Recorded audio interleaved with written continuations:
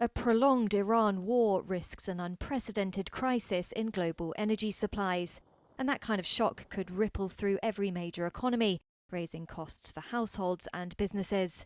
Dmitry Zhdanikov is Reuters energy and commodities editor.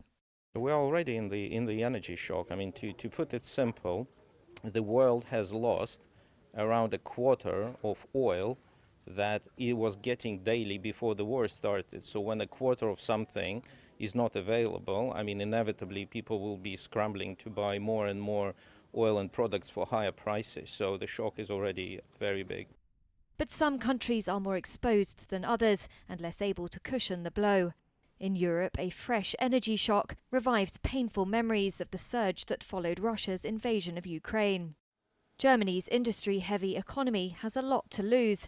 Its manufacturing sector has only just stopped contracting for the first time since 2022.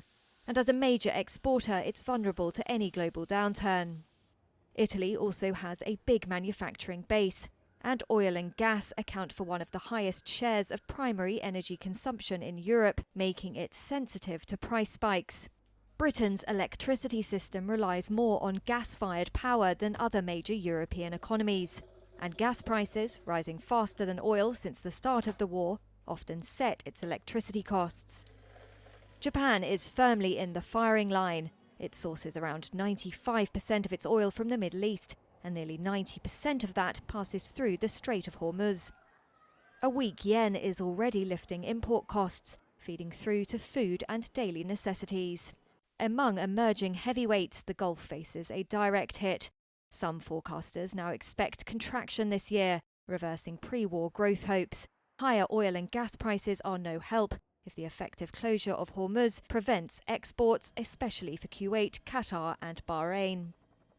India is another exposed giant. It imports about 90% of its crude and nearly half of its liquefied petroleum gas, with roughly half of its oil and an even larger share of its LPG coming through Hormuz. Economists are trimming growth forecasts, and the rupee has fallen to a record low.